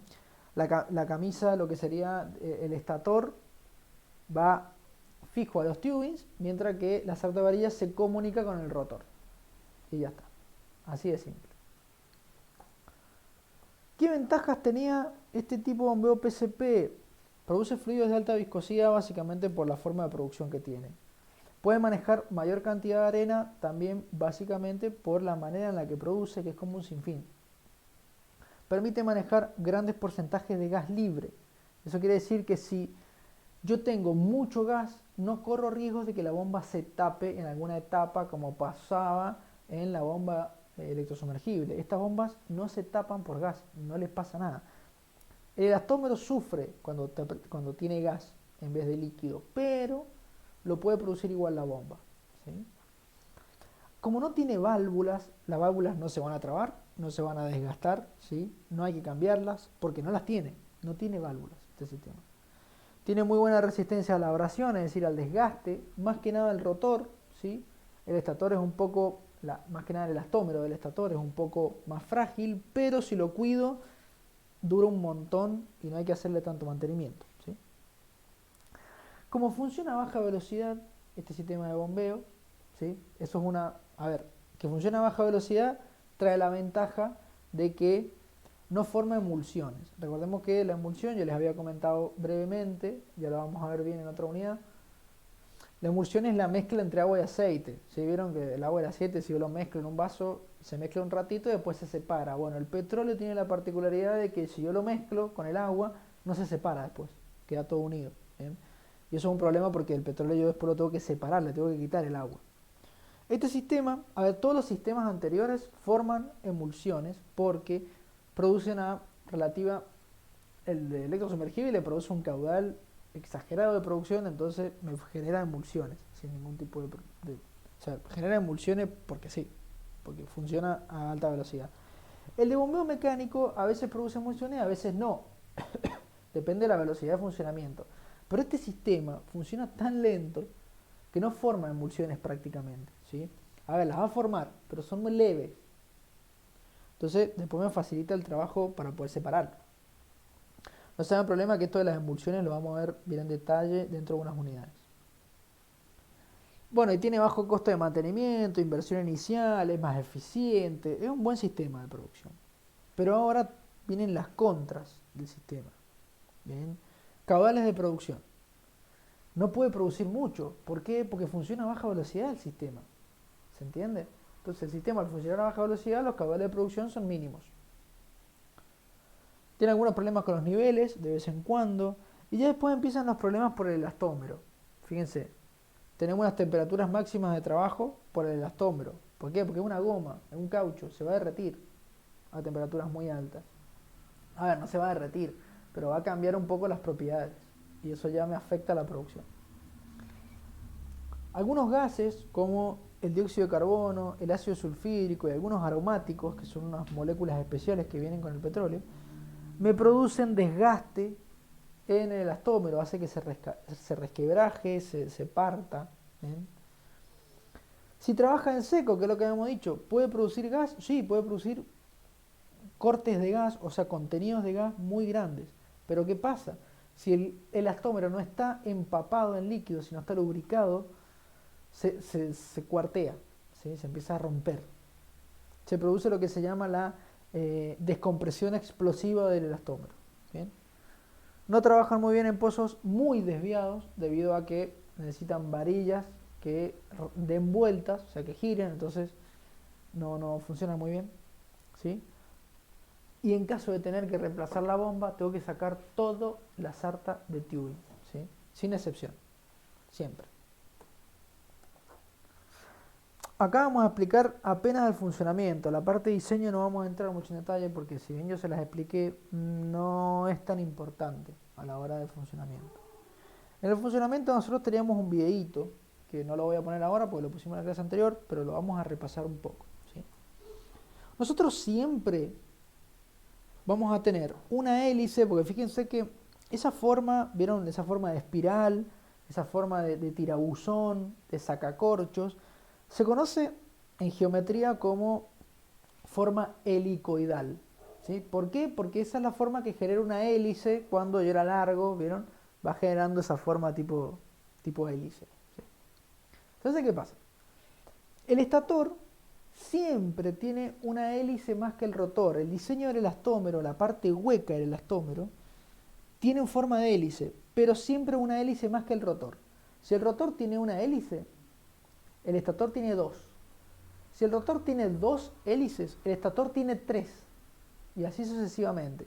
En vez de llamarse hélices, se llaman lóbulos también, pero es lo mismo, ¿bien? Siempre el estator tiene una más. ¿Por qué? Porque al tener una hélice más, un lóbulo más, genera los espacios cuando yo le meto el rotor. Esos espacios se llaman cavidades. Y ahí viene el nombre de bombeo por cavidades progresivas, ¿sí? Cuando el rotor empieza a girar dentro de lo que sería el estator, esas cavidades van a ir cambiando de lugar y van a ir subiendo hasta la salida de la bomba. Por eso se llaman progresivas, porque las cavidades progresan, las cavidades van desde el fondo de la bomba hasta la parte superior de la bomba, hasta la salida de la bomba. Esas cavidades van llenas de fluido, de petróleo. Bien, a medida que va subiendo el petróleo y va pasando de una cavidad a la otra, ¿sí? Para que se den una idea, va aumentando su presión. Bien, a medida que aumenta la presión, a la salida de la bomba, entonces voy a tener un fluido que va a poder subir hasta la superficie por la propia presión que posee. ¿Eso se entendió? ¿El funcionamiento se entiende de la bomba PCP?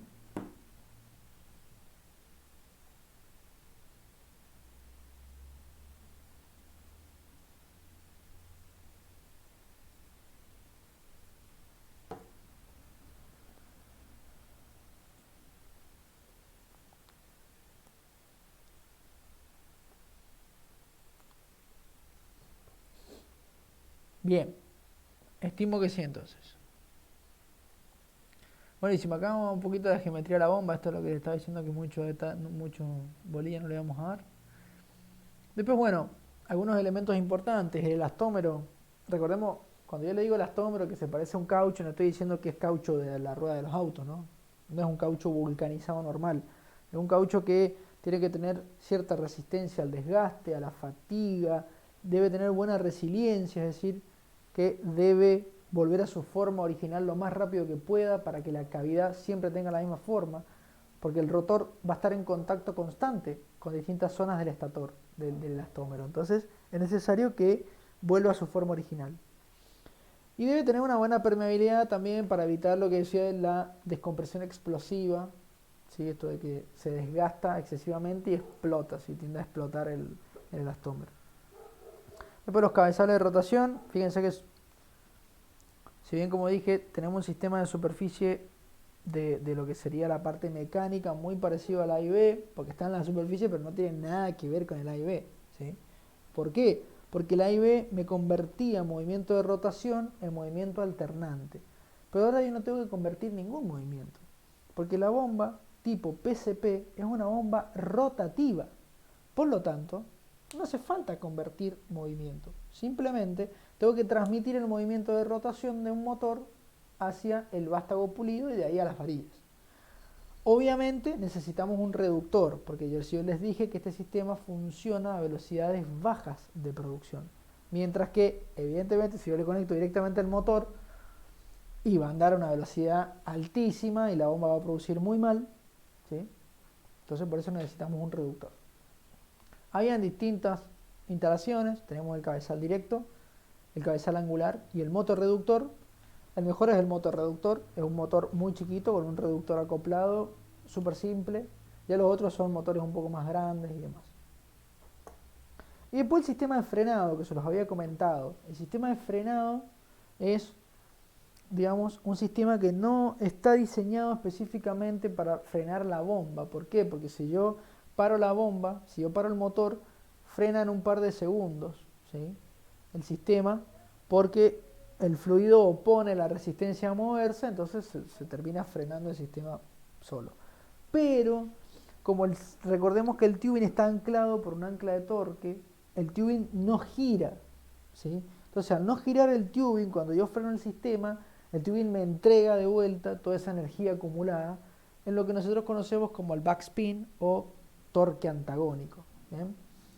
Ese torque antagónico puede ser muy perjudicial para el motor, para todos los elementos de superficie, y si hay alguien ahí en la superficie, imagínense que podría llegar a desprenderse alguna correa y pegarle en la cara a alguien, ¿sí? Y eso es bastante peligroso. Entonces, para evitar eso, cuando se apaga el equipo, se activa el sistema de frenos automáticos que va frenando muy de a poquito, es decir, progresivamente, esa vuelta en sentido contrario que tiende a darme el dispositivo para evitar cualquier tipo de problema en la superficie, ¿sí? Lo hace de manera automática, ¿sí? El freno funciona automáticamente. Es un freno de disco tradicional. Bueno, y este es el ancla de torque, que se las mencioné hace ratito. Y bueno, gente, eso sería todo el repaso por hoy. No sé si tienen alguna duda. Yo sé que esto lo vimos en la clase anterior, que tal vez está un poquito más fresco, pero si alguno tiene una duda o algo así, puede consultarme.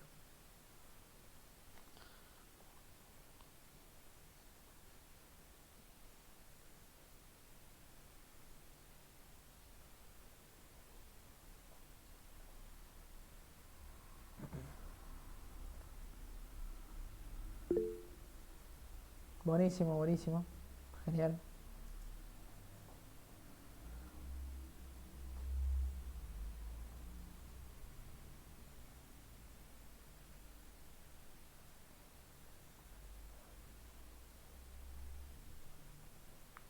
¿Alguien más?